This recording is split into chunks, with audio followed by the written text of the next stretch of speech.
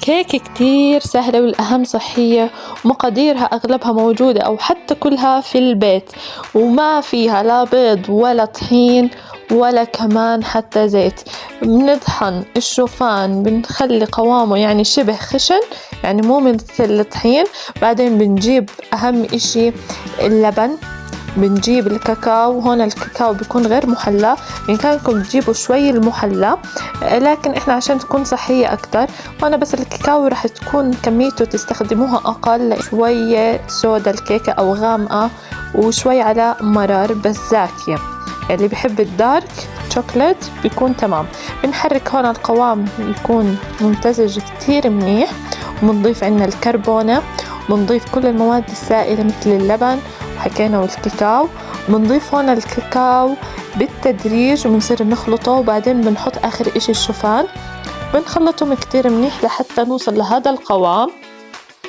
هون أهم إشي بنحتاج بايركس مثل هذا الحجم، بنحط فيه ورق زبدة، وبنحطه على فرن حرارة 180 لمدة 30 ل40 دقيقة على شبكة بالوسط. بعدين هون بنحضر التوبينج. أهم إشي التوبينج بيكون عنا الكاكاو والزبدة. أنا هون الزبدة كانت زبدة فول السوداني بالحبيبات، بنخففها بالحليب على حسب إحنا القوام يلي بدنا ندهن فيه الكيكة، كيف إحنا بنحب القوام.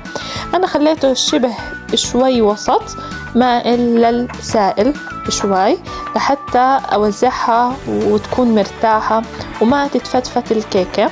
أهم إشي هون بعد ما نعمل المزيج زي ما انتو هلأ شفتوه، بنخلي الكيكة تبرد وبنطلعها.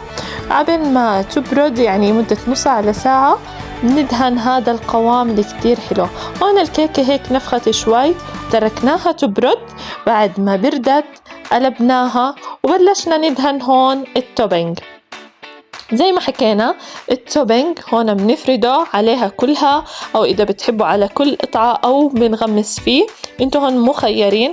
أو إذا ما بدكم هاي الخطوة برضو بصير لحتى تكون أقل سعرات وأقل يعني طعمة في الكاكاو، لكن برضو كتير حلوة وزاكية. هون بعد ما فردناها كلها بتزينوها زي ما انتو حابين بالمكسرات أو بالأشياء اللي عندكم. أنا هون زينتها بجوز الهند وباللوز وبالفستق السوداني، وكتير كانت طيبة للأمانة، فعلا زاكية لكنها دسمة ومشبعة، وما تاكلوها ورا الوجبة مباشرة، وما تكون بالليل كتير، تكون مثلا كوجبة سناك كتير حلوة. والأهم من هيك اتركوها تبرد كتير. تاني يوم كانت أطيب وأسكر للأمانة، أنا كتير حبيتها تاني يوم، كانت قوامها مثل البود.